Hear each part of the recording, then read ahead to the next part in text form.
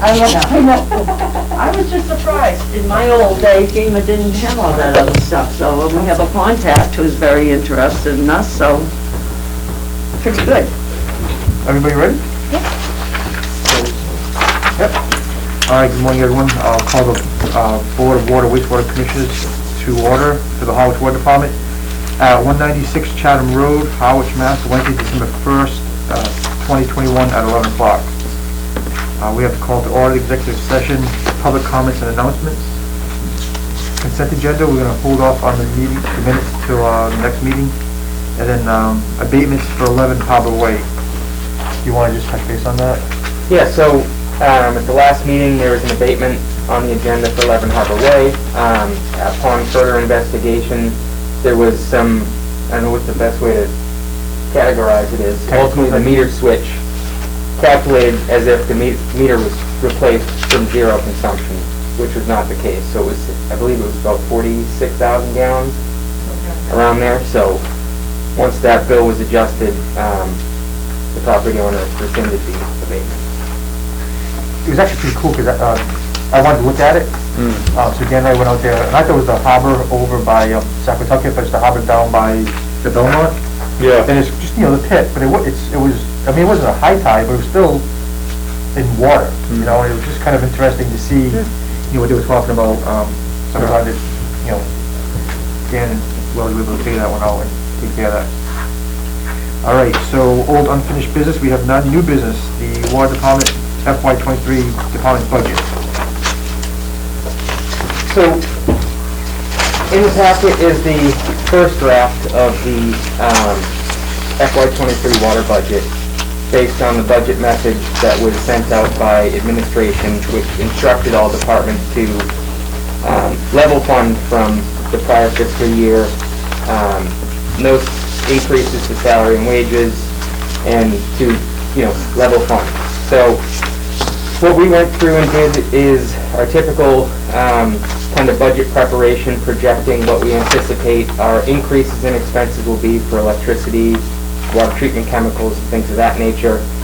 And the one kind of saving grace for us this year is that we have, if you look on the second page, the fourth to last line under expenses, you'll see the mature principal long-term debt and the interest in the long-term debt. There's about $68,000 worth of debt that's coming off our budget this year. So with that reduction, there's an overall expense decrease of 7.17% over last year's operating budget. Now, I would just note that over the past couple years, due to the instruction to level fund our budget, we have been strategically cutting line items as needed to make sure we can meet the budget message from administration. What I would recommend to the board at this point, with the work that's been done so far in projecting what we anticipate our increases will be next year, and still realizing that we're under that level funded requirement, I would recommend to the board that we consider restoring some of those line items that we've been decreasing over the past couple of years.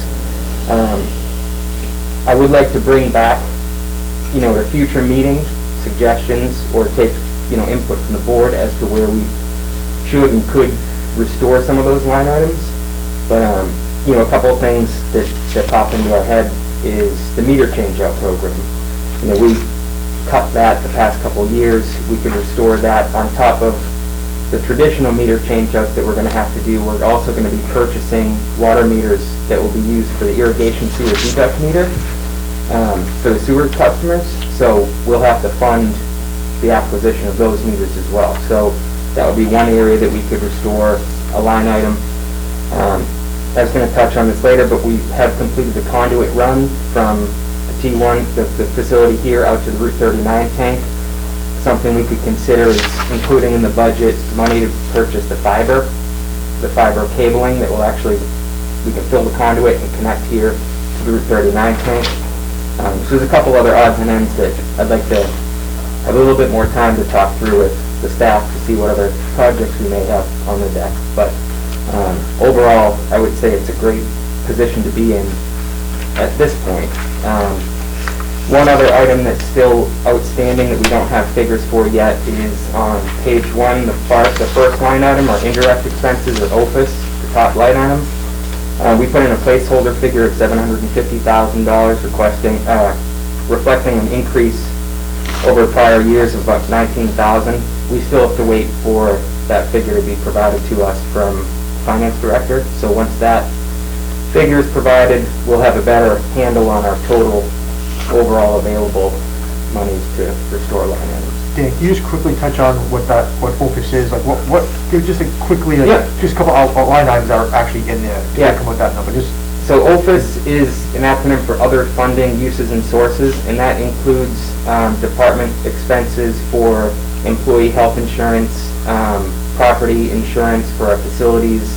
It also covers indirect expenses for the time that we use of town hall staff for accounting, treasurer collector for processing bills. There's some time in there for administration as well. So those are the amount of payments that we make back to the general fund for the services that we use. I just want to, so Noreen, John, Noreen. Okay, so I just have a couple of obvious ones in the draft stage. You know, it always seems like with hiring, people never get hired the exact moment you want. My first question was really why is longevity going down? So we do have 2 pending retirements, and with that, the union contract that the staff operate under, the longevity was grandfathered and removed for future hires. So whenever we have a retirement, that's going to lower our longevity obligation. So I guess what I'm saying is, since we are under, so we're under 2.67 in salaries, it might be nice to have a little more room, so when you are doing that rehiring, if you miss by a few weeks, it doesn't become a big deal. So that's all, just thinking about that. The other one was, your police details, do you think that's cutting it a little tight where you've been spending almost 30?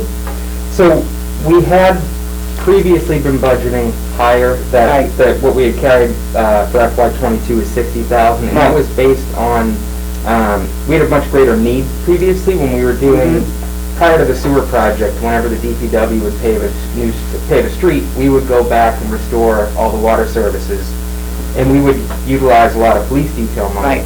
With the sewer project and the DPW kind of reconfiguring our pavement plan to address paving after sewer, that our kind of commitment lowers down as well, because we're not going to be kind of taking on as much of those projects. Yeah, no, it's just in the vein of what you said, that you went down so much over a few years. It's always nice to see a little room. It seems like 5,000 more there might help, and nothing else is really adjustable except by the people who really work with the details that I can see. But you do expect your markout services to go up much higher. And who would be asking you to mark out so much this year for revenue? It's midway down page 2. But it fluctuates, obviously, up, down, up, down. Yeah, and that's a tough one to project. So you think the sewer project, right? We had a lot more markouts the last couple of years. That's a revenue source. Yeah. It's based on, I believe we're basing that off of an average of prior years. So it's, one of those tough ones to... Yeah, okay, we'll wait and hear your suggestions as it goes further. And just to respond to a couple of your comments, for salaries and wages, for this year, we did budget for bringing the new staff in at, as what we would consider the highest grade that we would hire someone at. Okay. So we did fund both of the 2 open positions at the higher amounts. But as people retire and people are at the lower end of the pay scale, that also impacts, really everything, overtime, longevity and our overall budget, so. What about your payouts for the retiring people? Does that come out of some other bucket? Now it comes out of this Okay. bucket. It'll be coming out of this fiscal year, and we okay. did, and it's a balancing equation, right? Right. Because when someone retires in the mid-year, we have the payout, but we also have a savings in lower salary and Yeah. wages for the remaining part of the year. When we did the evaluation to see if we could bring people on prior to the 2 retirements, Mhm. we did include the retirement payouts in that calculation, so we're all set for this year as well. And I see you've allowed for the 2 new commissioners, so. Yeah. That was brought to bed. I'm sure it was. I'm sure that was executive, so. Wasn't it 2 for 1? Okay, thank you. Good job, you guys, on the budget. I know it was, Yeah, nice and neat. Yeah. So, on the meters, we were used to be on a program to update some of the older ones. Are you gonna still do that? Yes. Yeah. And that's one of the things Sandy and I were actually just talking before the meeting about, that's something that there's a much larger unfunded liability there with the meters, Yeah, right? yeah. The longer they're in the system, the less accurate they become in favor of, Yeah. the customer and losing water. Yeah. So that's definitely something that we're planning on resuming. Yeah, to me, I think that's number one, Yeah. you know? You know, the program that I was attending yesterday that I'll mention later more, but it also, one of them also had a meter acquisition program too. I'll have to dig in my notes, but just thinking, if you're interested, I'll dig further. But And the meter acquisition program, I guess, in what, for paying for the meters, oh, okay. yeah. So if you like, I'll look further. Yeah, if you want to share anything. Okay. Are you able to read from in-house from here? Not from in here. Okay. Uh, They do have meters that will do that, right? Yeah, and our meters that we're using now, the eCoder eyes, Mhm. are capable of that sort of read, technology. Mhm. It essentially operates like a cell phone tower. You Right. put up a primary tower and a number of repeaters throughout town. You can read the meters daily if you want. It is an investment. You do have to, I spoke with the meter rep within the last couple of months about that, actually. It is an investment. The antennas and everything, the figures escape me. But then there's also a recurring, if you have a SIM card for like cell service, there's a recurring fee that you have to pay also. But it is certainly a long-term goal to have that The ability leak, to be great. it's leak detection that, Yeah, doesn't it shoot you out, yeah. if you use so many gallons a day or something, There's a leak trigger, yeah. Leak trigger, yeah, okay. any other questions regarding the water budget? All right. Wastewater. So I still have a fair amount of work to do on the wastewater budget, being what will likely be the first full year of sewer operations. There's some other considerations that I just haven't had the time yet to put together, so I would look to be bringing that back to the board. Right. Excuse me one second, so is this, That's an expense detail for the water. okay, all right, yeah. A little bit more background with the comments and that. Yeah, okay, I see, thank you. All right.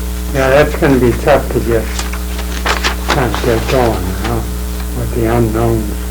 Yeah, and part of the wastewater operating budget is reliant upon information from Chatham, because we pay based on a percentage of our flow to theirs, as well as fixed fees. So the wastewater budget's going to be kind of a ongoing evolution as that data comes in. Are we getting this data in a timely fashion so you can consider budget TRS? Not yet, working on it. And how far behind are we on that? Well, I will say this year is somewhat unique. We just got the budget message from our own administration last week with the deadline of this Friday to have it entered into Munis. So that was, I think, really a product of COVID, special town meeting, and everything leading up to now. I guess for the wastewater budget, I don't have many words. At this point, it's just trying to get the operating budget from Chatham so that we can inform ours. So, just for understanding, the articles recently voted at the special town meeting will stay separate. They're not part of the wastewater budget. Correct. Okay. I don't know if I answered your question. Well, you did, and I already knew the answer to it. My next question is, what do we need to do to get this resolved so we can get the information that we need so we can operate our portion of the sewer? This is a partnership. This has been ongoing. Yeah. Has the town, the administrator, the selectmen, have they had a conversation with Chatham as to what the holdup is getting this information? So, not yet specifically on the budget. We've had similar conversations with respect to the contract operations agreement.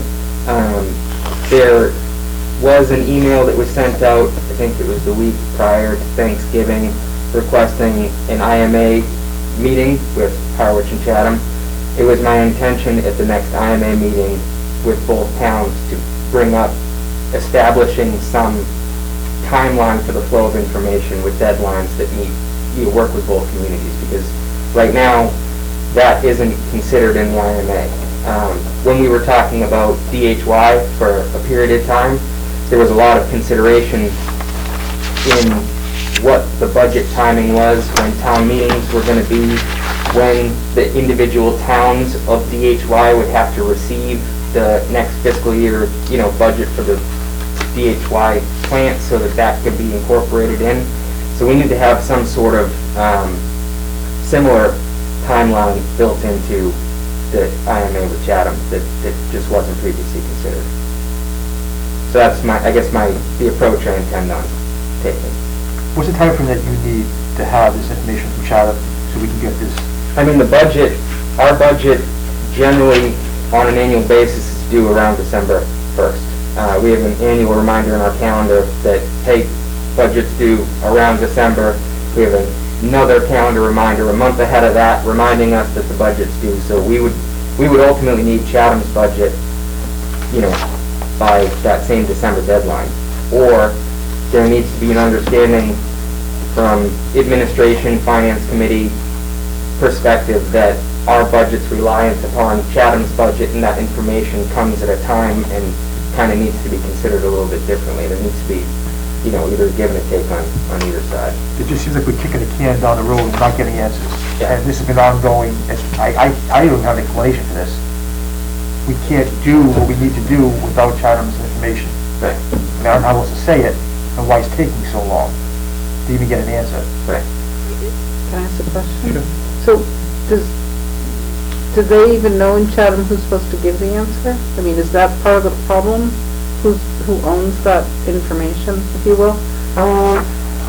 I don't think it's, because it's all under the DPWs. I mean, But I mean, because it's a private company that's contract. no. Is that a challenge, or? No. It's because the contractual component for Weston and Sampson in the Chatham wastewater budget is, they have a 3-year contract, so they know what that budget figure is going to be. But that's only a small, portion of their overall wastewater budget that we have to account for.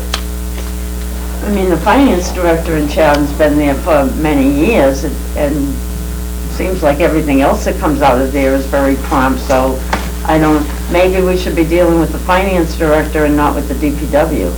And that may be the case. I guess what I would need to know is what, the Harwich Town Charter very specifically dictates the timeline for which we, as departments, have to provide our budgets and all that sort of stuff. I don't know how our timeline aligns with theirs.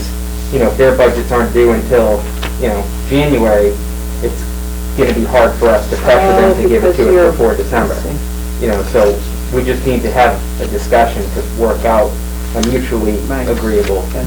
I mean, do we need to send a letter as a board to Chatham saying we need the information by such and such a date? Because it just seems like, you know, the town's working on it, the administrator's working on it, the selectmen are working on it, we're working on it, we're just not, somebody needs to say, we need it, we need it by this date, we need Yeah. this, we need it. Right. And that's the conversation I hope to have with them at the IMA meeting. If you need the support of the board, Yeah. you know, if we need a letter saying that this is what we need, then that's, I would feel comfortable doing that, because All right. Yeah, I think that's a great idea. Right.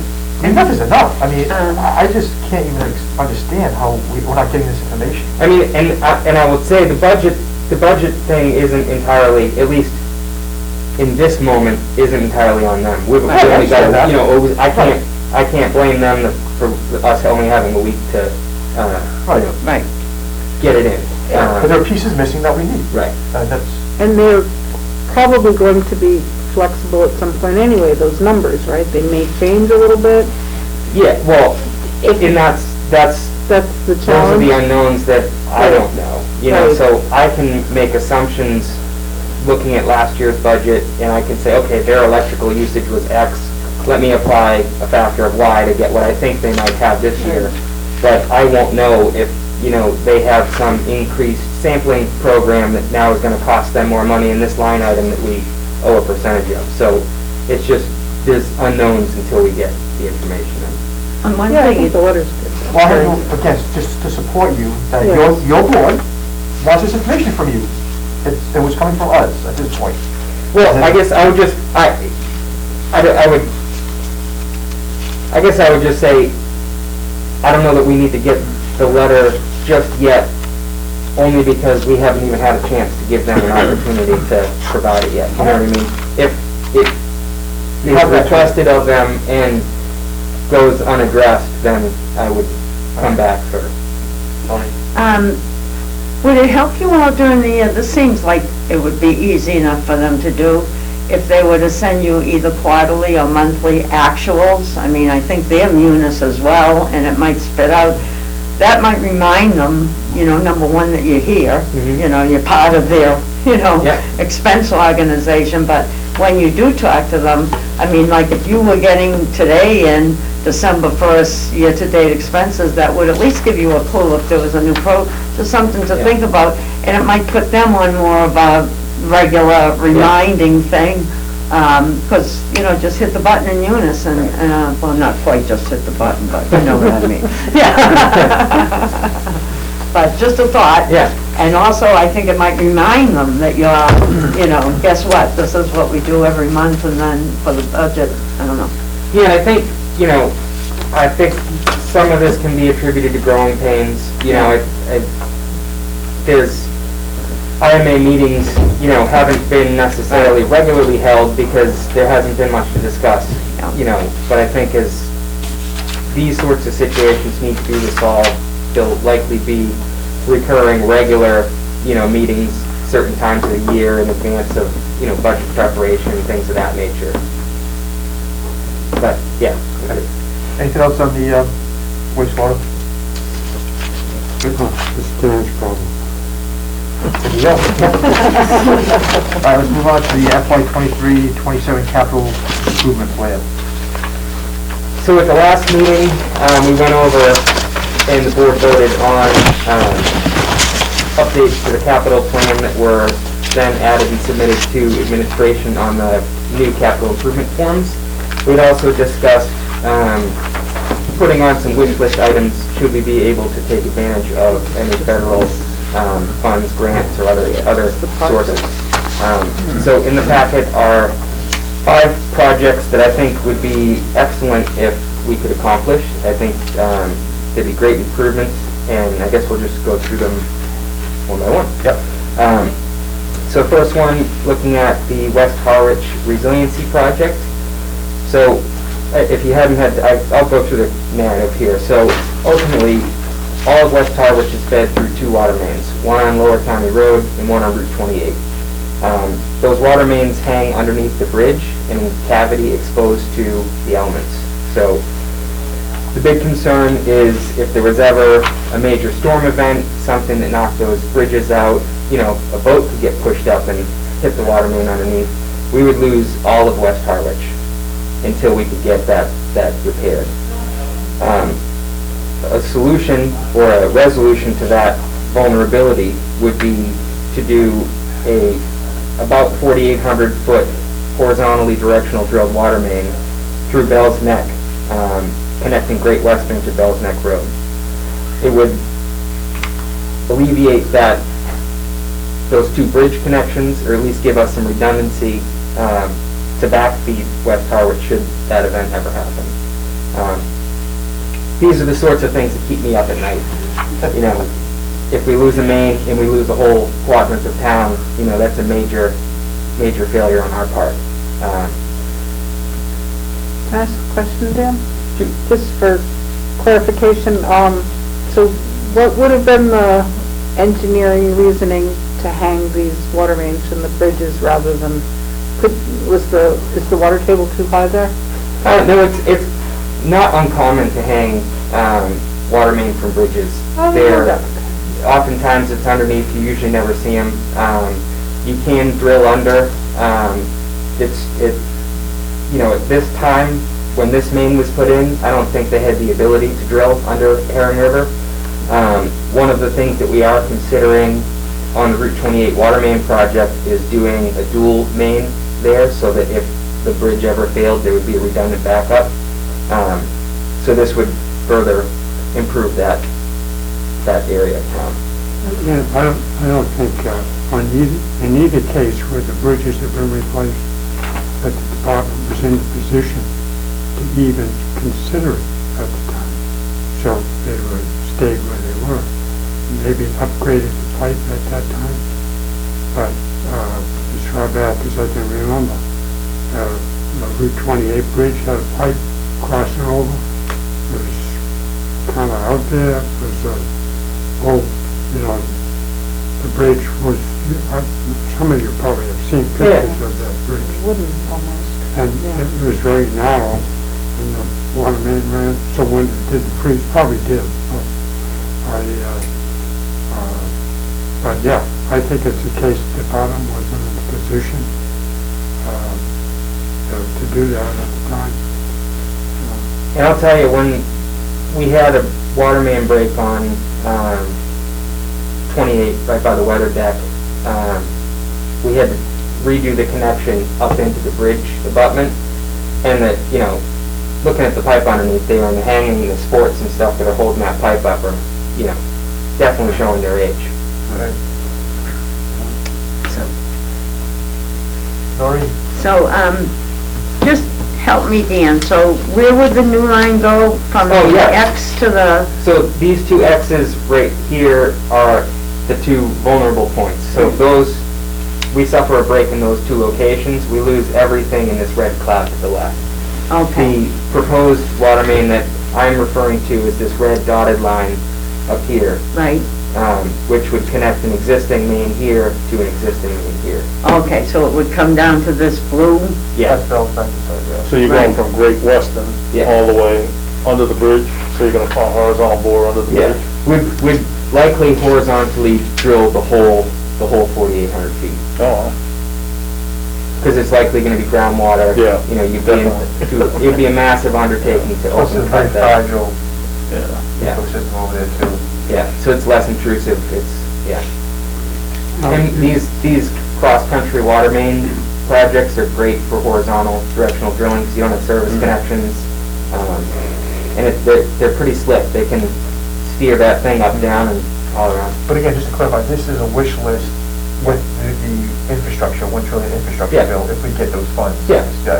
And I then mean, ultimately, I think it's a It's a viable need. project. I agree with the need too. Yeah. But if we get those funds to help offset the cost, that would be fantastic. and are these in order of your nightmares? No, What keeps you up at night? Okay. Is that Great Western line, 16? yes. Good.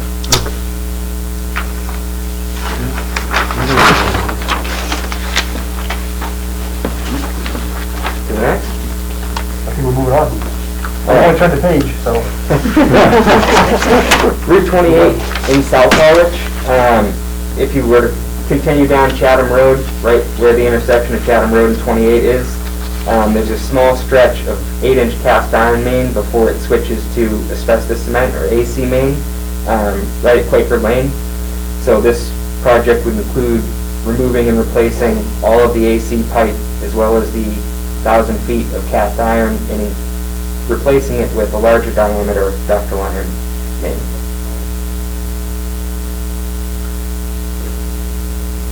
And the benefit of going from an 8-inch, Dan, to a 10-inch? Just pressure? Yeah, volume, yeah. And just for the public, the asbestos cement, is anybody need to worry about that as we think about asbestos in a house? No, it's only I mean, us ultimately that have to interact with it. Okay. You know, we're on reduced monitoring, we do test in a couple locations for asbestos fibers, we haven't detected any. The real bad AC pipe is vinyl lined AC pipe, which is not what we have here. So the vinyl lined AC pipe is can leach stuff into the water, but that's not this our pipe. Okay. This is just, you know, an AC pipe over time, it gets soft, and it can become problematic. If we've had a couple breaks over there, and when you get a break and you're cutting it, you know, you really should be properly professionally trained to be handling asbestos. I thought that asbestos pipe went to the Chatham Yeah, town line.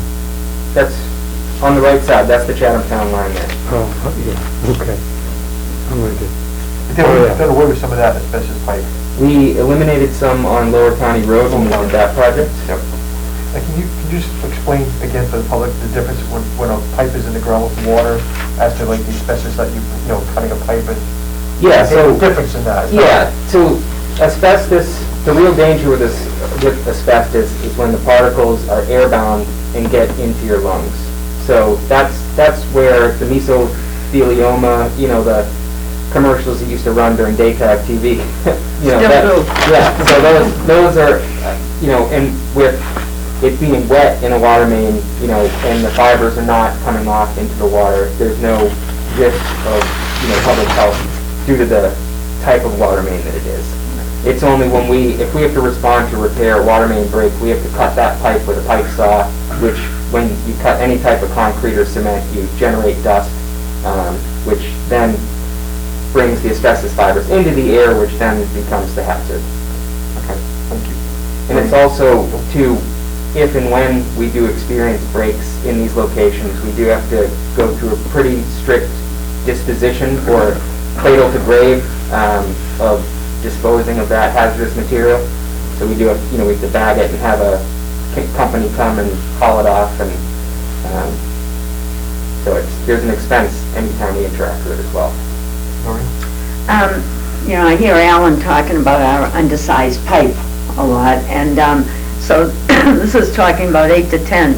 Is 10 the gold standard? Is there one standard? No. Okay.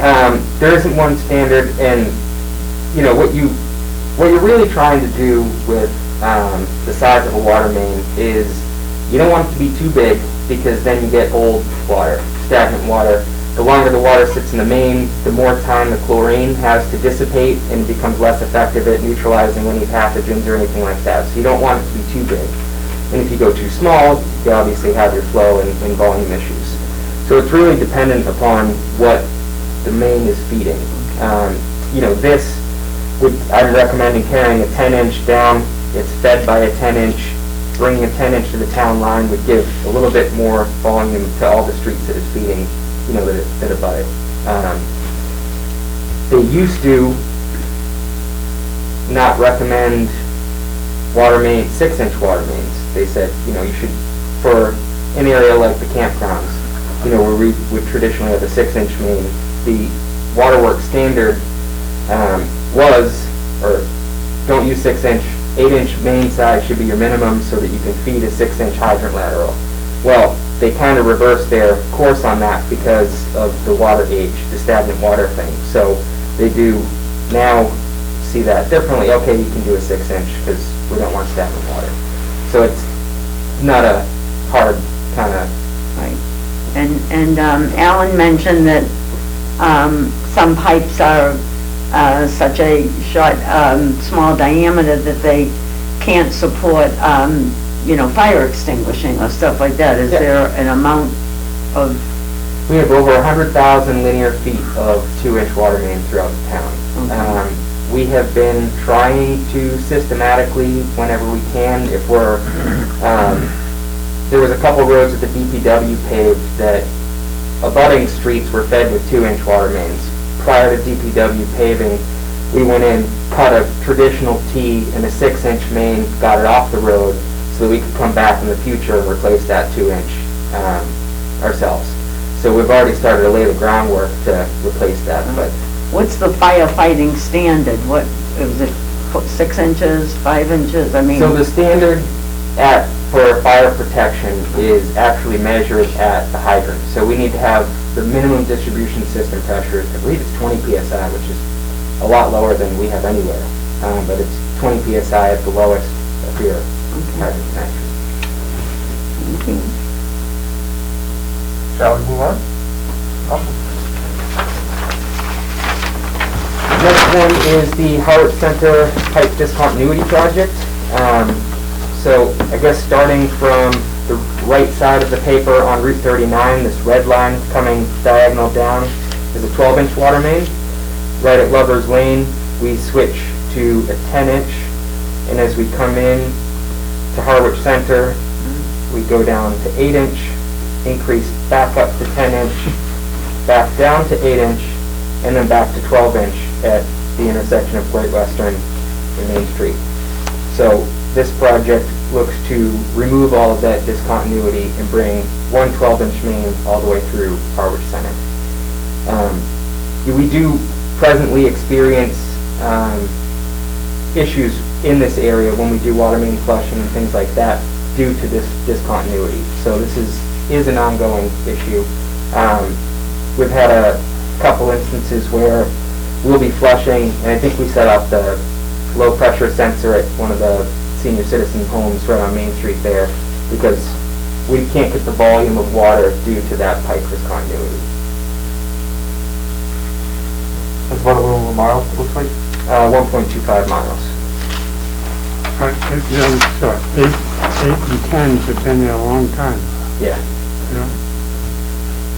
They don't want to tear the street up. yeah.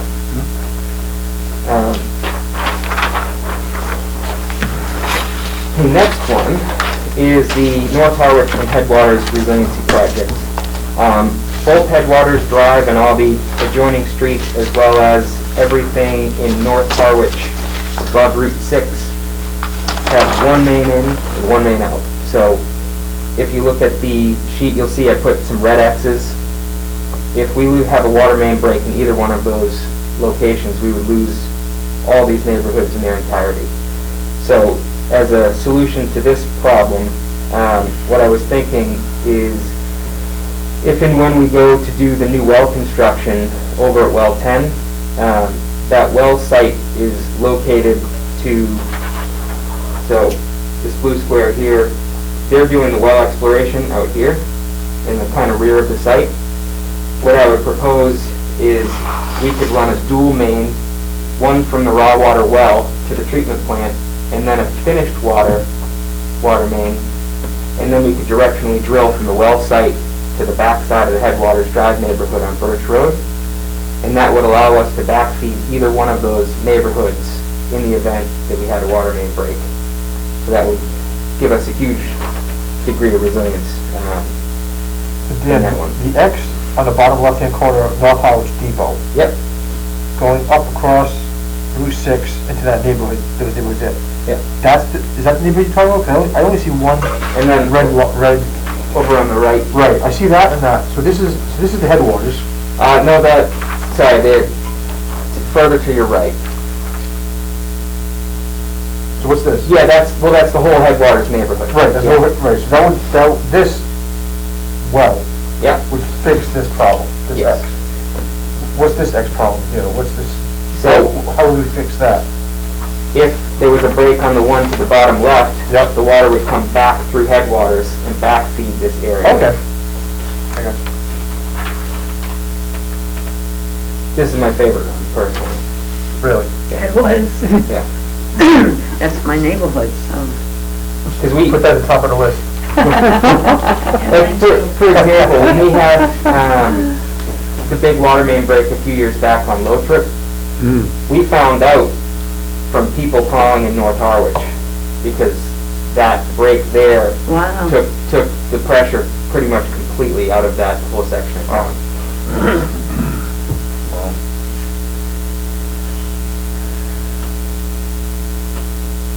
So it seems as though we do have a couple of kinks in our armor that need to be addressed.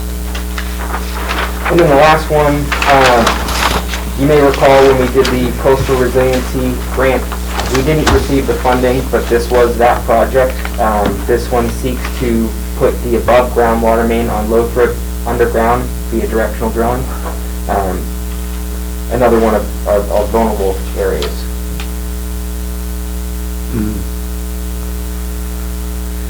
So, do you have, an understanding of if money comes into the picture from the federal government, how that gets allocated? Do towns have to put in proposals where they describe what they would use it for? So I think some of that's still being determined. My understanding is that the money is going to come through the traditional channel of SRF. Okay. How that is allocated, still, I think, being worked out. I think I heard something on the news this morning that the state just had consensus on how they want to allocate the money, but it still needs, I think, another vote of approval. There is a Mass Waterworks seminar, I think it's in January, where they plan on discussing the funding and, how to access it, what's available, things like that. So I plan on attending that. On that note, the design for what I'll call Phase 3, I'm wondering what his ballpark, without, the other side problems that, maybe, I hope won't delay it, but with his timeline, obviously, it couldn't be enough to go to Maytown meeting. But would it be enough? I mean, it seems to me we need a vote. Usually you need a vote for construction, even if it's pending infrastructure money or whatever. I mean, it's crazy to ask this early. The contract isn't even signed, but I'm just wondering if it would make a fall town meeting or something like that. I mean, I would like to bring back an answer. All right, yeah, I know, that's real early, it's just, yeah, so. Because there's a lot of boring work that needs to be done. Right. Things that, subcontracted work. No, I'm just anxious, like everybody would want some of that, That would be our biggest chunk probably, so. So, if the board is in favor of, supporting these projects as kind of our wish list items, I guess my next step, I would look to administration to see how they want me to kind of include these in our 5-year plan and, to present them as wish list items. And, happy to consider that, but there was another one on our regular plan, and I'm sorry I don't have it in front of me, that was to replace Old Main. What was on our regular plan? There was a pipe discontinuity project. Okay, and I was suggesting that we double that. And see, Alan gets me so nervous with these pipe sizes and everything all the time. So, and I don't see that here, but my idea was that we have the, first part that we planned on anyway, and have almost a second part ready if there was money ready, because he's convinced me we need to replace as much pipe as we can. Yeah. So that's the only thing I don't see on here. Yeah, so But I mean, I would want to go ahead with the original plan anyway, irregardless. So I believe the one that you're referring to, I forget what the price tag on it was, but we had a pipe discontinuity project that was, I think, in year 3 or 4, that I think is the one you're referring to. Right. So that pipe discontinuity project and the dollar value, so the dollar value, we could change that to 10 million. That's what I mean. And certainly have $10 million worth Yeah. of pipe, to put in.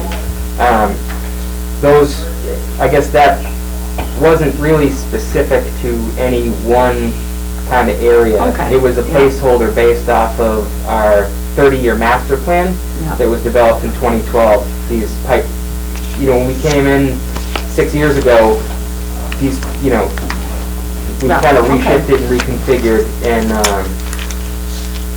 we're... Just something to, Yeah. and the only other thing was, we hit, Well, I guess this was one of these pipe discontinuity projects Right. that was in the master plan, right here. Here, Right. another one, right? I see, all right. I guess these are drilling into more specifically, like, Okay. what projects do we want to do? Yeah. And the only other thing before we look at the wish list was, we had talked about maybe moving up the design and painting of the Pleasant Lake. Yeah. So, we actually are getting our annual tank inspections today. Mhm. But when I was talking to Haley and Ward, the vendor who's providing that service, they recommended Suez in the spring to do the full coating evaluation for that tank. So Okay. that's really the kind of last Right, project we need to do to get what the painting project will entail. right. Because other than, doing the grant work, which isn't simple, that seems to be one of the ones that's really ready to Yeah. apply for infrastructure funds on, so, Yeah. okay. That's Yeah. also, And, historically, we've covered the paint jobs, usually in the budget process, even if it was in steps, and, but the water main, between aged main and these budget cutting ways that we did in the past, as the town develops, they become, things to haunt us, right, as they age out, and, it just presents more problems. And it's harder for us to come up with the amount of money, unless we have ridiculous water rates and get some loans and pay off that way. So, any of this free money that's out there, I think it's fantastic to put together all this stuff and be ready to go. This is what we want to do, and this is what we need. So are you recommending that we add the wish list items into the capital plan, or we have a separate wish list and just maintain the capital plan? Yeah, so, and that's kind of part of what I want to brainstorm with, Joe on.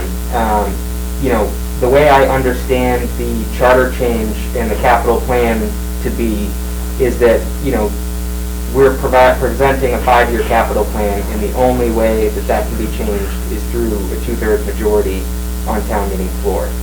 So my concern with not putting them, physically in the plan is that if something does come up, we're gonna have to fight tooth and nail to get it added in. However, if we put, say, these wish list projects out in year 4 or 5, it's gonna be, I think, a lot easier of a conversation to say, hey, this project's been on our plan unfunded, we got grant funding, let's move it up. At least it's kind of on their radar. Right. So that was my thinking, is that at least if we have them in text, it'll be on the radar. and having been on the capital plan committee, I listened to their most recent committee and, meeting, not yesterday's, the one before, and there still seems to be some, very, reasonable confusion about whether the 2/3 vote would be needed to change things in year 1. Would it also be needed to change things in year 2, 3, 4, and 5? So that's still up in the air. But, for these two, I was thinking, at least year 2, not year 1, because, like you say, Right. we'd go crazy. But with your judgment, the ones that could be prepped to be ready for next year, like the tank or whatever, Another another year. just coming to me as we're discussing, but another concept or another approach we could take is, if we did prioritize these, or prioritize the projects, the designs, we could have, we can spend a couple $100,000 and have the full design done and the spec book created on the table, ready to click send and post the bid, if we wanted to be proactive in that manner too. That way it would give us a much quicker response, Are you talking generically or a specific project? kind of both, Okay. say we want to pursue these 5 projects. Yep. It's, to get construction money, we gotta have a design. Right. If we think there's merit to the projects, if we get it designed, if we did $1 million article, next year or the year after, and hammered out 3 of these design, Yeah. we'd be ready to click send and post the projects as soon as funding would be available. So how long is the design good for? So, good thing you asked. The town of Yarmouth, I want to say, and I'll see if I can confirm the date, the timing, but if I'm not mistaken, the sewer main project that they just funded at this past town meeting is based on a design that I think was done at least 10 years ago. CDM did the design at the time. I don't know for what reason they didn't act on it. I don't know if they tried and failed, but that design they're now using to sewer their, first phase of their project. So, CDM Smith? in Yarmouth, yeah. So, Is there any other company that works out here in Cape Cod besides CDM Smith? I mean, it's the only... GHD is in Chatham. I know Dennis just hired GHD to be a project coordinator to kind of work with Environmental CDM, Partners and Environmental HDM. Partners. Yes, there's a couple, but they did have the majority of them. So, food for thought on, the only thing that would, how long are the plans good for? So long as there isn't, some industry standard that changes, which in this industry is not common. A lot of the waterworks supplies, things like that, there isn't a ton of innovation, and when there is, you usually want to be the last person to adopt it so that everyone else can work the kinks out for you, so. We kind of changed that, but a lot of Goliaths in the room. Yeah. It seems that, nobody's talking about any buildings going up right this minute or anything else. It seems like this department, including wastewater, is going to be the biggest beneficiary of any funds in the town that might be ready. That's a simplification, but, I don't see anything wrong with you proposing a couple of these to get ready for a year from now when we know, The most beneficial or the worst, Right. either way.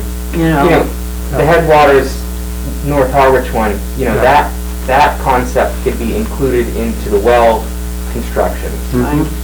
So that could just expand on that Yeah. initial project that's already underway. That'd be an easy. Where's the well construction currently on the capital plan?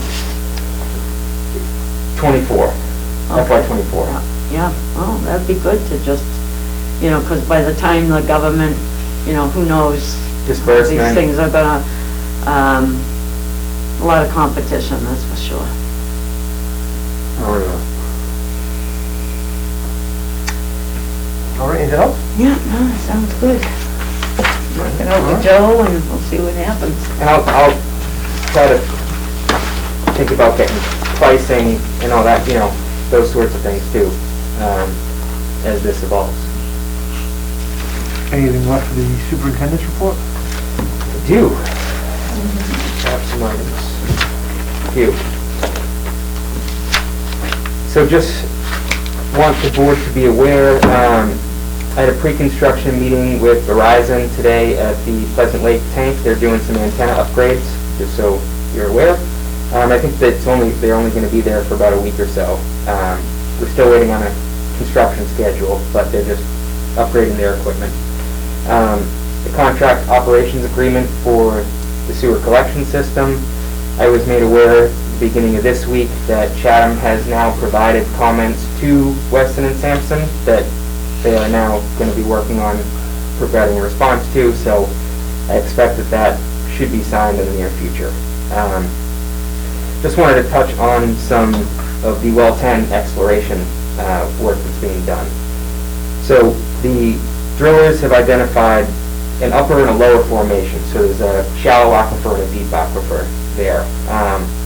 And the upper formation does have slightly better water quality, less iron and manganese. However, it comes with a multitude of other potential problems, being it's likely to have a negative impact on Herring River and Robbins Pond. The upper formation has a lower yield, meaning lower volume, lower flow rate.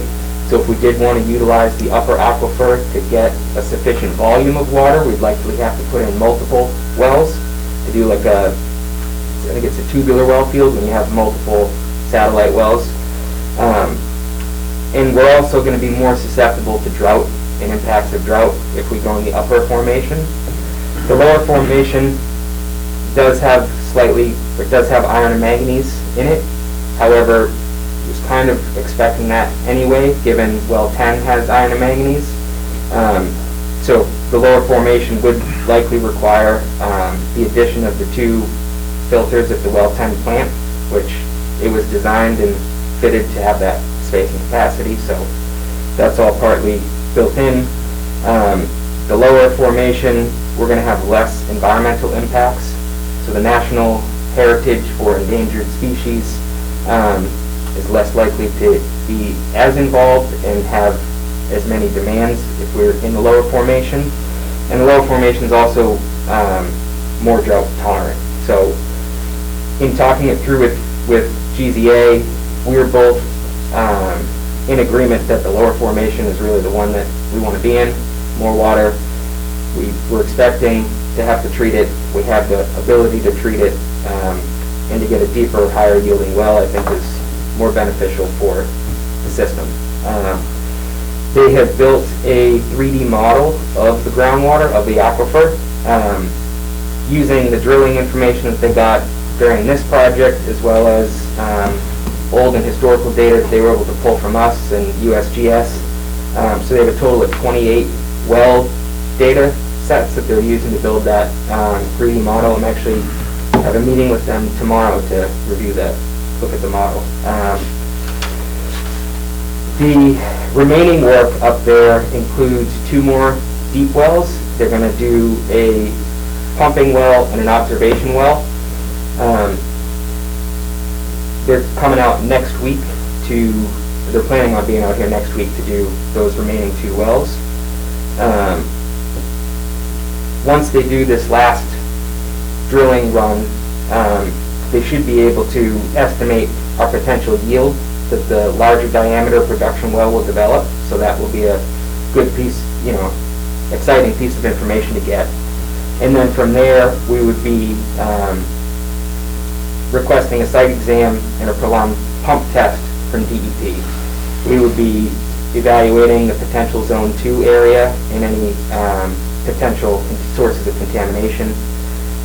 There is potential that we can get relief on the prolonged pumping test, but that is contingent upon DEP's approval, and we would seek that based on existing information. We have prolonged pumping tests from well 10 that's immediately adjacent. We have a number of other pumping tests and historical data, so if DEP finds that sufficient, we could save a decent chunk of money on the prolonged pump test. But we won't know that until we get there. I mentioned earlier the conduit run is now completed from here to the 39 tank. One other issue that's come up at the 39 tank is the altitude valve. So, I guess, sorry if I've explained this previously, but the altitude valve at the 39 tank, basically, as the tank fills up, we have the two elevated water storage tanks. They both don't have the same overflow elevation. The Route 39 tank is a little bit lower.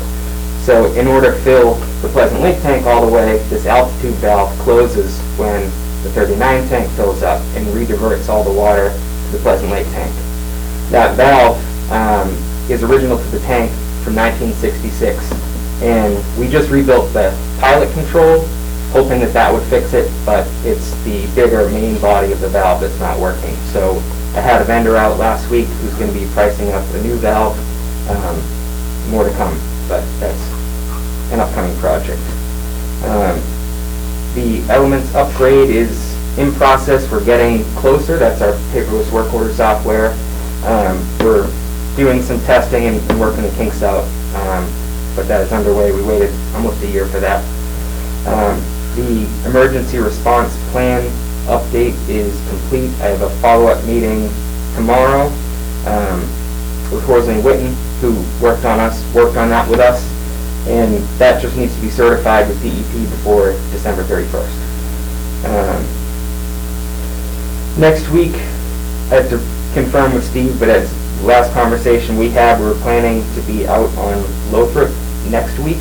The water main break that I referenced earlier in the meeting that took out the water pressure in North Harwich, when that repair was being made, the sheeting, the steel plate that was used to, hold back all the material, we won't know until we excavate it, but there's a culvert that goes under right where our water main break was, and the steel plate, I believe it just broke the filter fabric paper that wraps around the stone, that wraps around the culvert, and the tear in the filter fabric paper allowed the aggregate underneath the road to fill the voids in the stone, causing a sinkhole that continues to come back. So we gotta cut that out and just inspect. If that's the problem, refilter fabric it. If it's not the filter fabric and it's the pipe, we have the repair coupling, so we'll be able to do whatever repair is required. Once we wrap up that project, we'll be moving over to the P Lake tank to do the final cut-in of the 24-inch T. And lastly, the 2 job openings have been posted. I think we have 2 applicants so far. Is that 2 applicants so far? And we had applications due back, I think, end of next week. So that's all I have. All right. You had mentioned that there was going to be, which isn't really us, but a meeting, a kickoff meeting for the comprehensive wastewater review.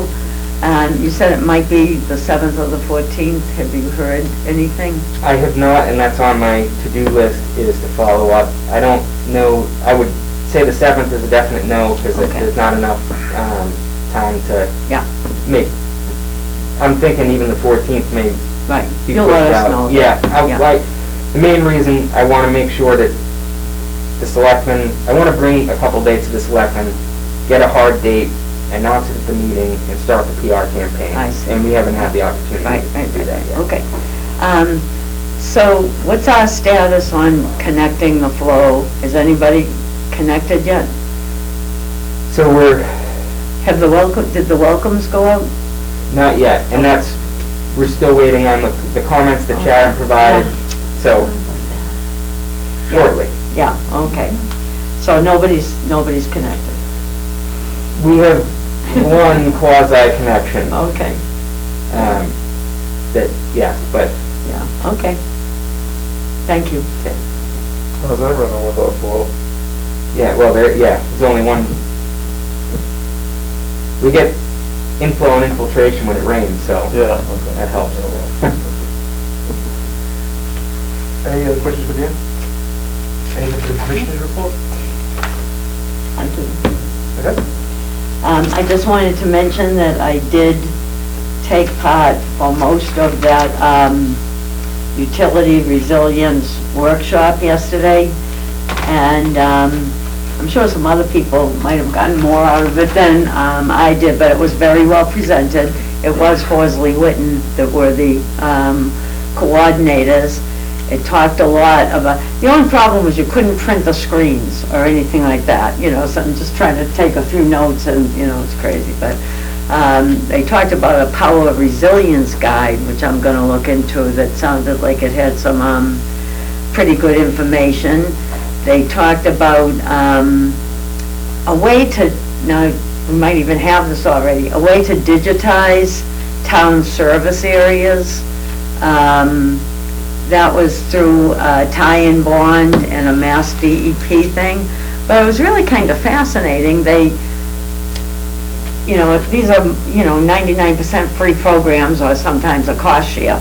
But, I can try to figure it out from my notes a little bit more. Again, it was hard to do if it's stuff we're interested in, but they took either from tie cards or aerial views or whatever, and they digitized whole towns so that you could, look at and see, okay, there's a, 4-inch pipe here, there's a 2-inch there, and if that's something we might be interested. I think it may be what we already have. That's what I'm thinking, It sounds like the GIS Yeah, mapping yes, stuff. it is Yeah. GIS based, okay. Yeah. Again, there were things that, and the other thing that I was very interested in, which I shared some with Dan and sent him, I wrote to them yesterday and they sent me the whole presentation, but, I'm old-fashioned and I didn't realize that FEMA now has a ton of programs that, before they were just disaster-related, coming after the disaster and clean up. And they had programs to help share with things like culverts and drainage, things like generators and other things. So I just shared some of that info with Dan today and sent him the presentation, and, they even, maybe I'll tell John Rendon, they will help you build a new seawall, so it was just very fascinating to me that they had, all these things that either are new or, not advertised. The other stuff were pretty much the things we always hear about, the, SRF and USDA rural, which we're too big for, and, or they were grants that, I hate to say this because that all money is important, but like we're like capped at like 25,000, which, right now we're looking for, bigger chunks of money. So, so that was it, but, it was good, and, that's it. Nice. Anyone else? No? All right, next meeting. Oh.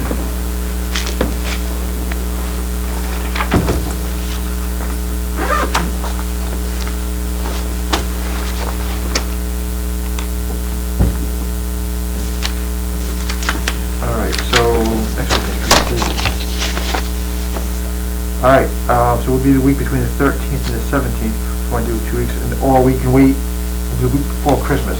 Anybody have a preference? And then what is impending? Anything?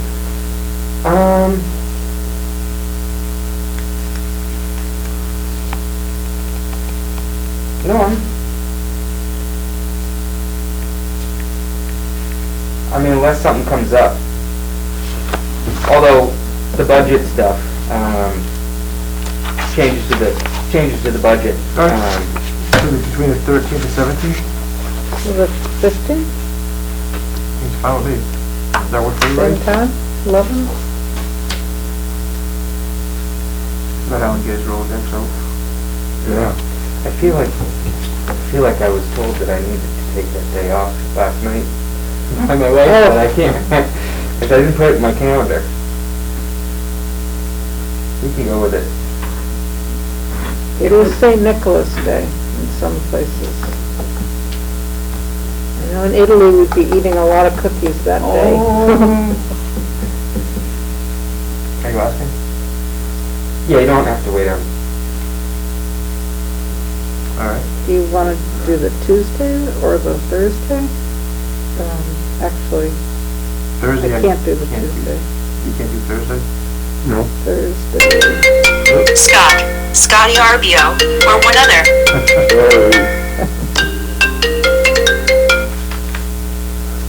All right, so I can do Thursday morning, but that's not a good day for, I can't do Thursday. okay. We could go with the 22nd, and if something comes up that's more urgent, we can try to pull something together. Alan, 22nd? At this point, yeah. Could I call in? Because I may be up at my mother's. 17th? 17th? 17th? That's fine too. 17th? 16, I can't do 16. 14, so Tuesday, who can't do Tuesday? I am, I couldn't do Tuesday. Alright, so 17? Yeah. Just so we can get one in for the, Yeah. for the budget? Does that Yeah, work? if we don't need it, just, 11? Does that work for everybody? 17th at 11? yeah.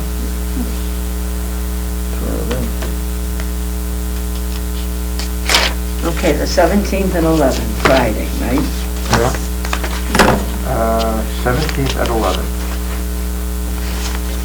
Alright, Very good. Great.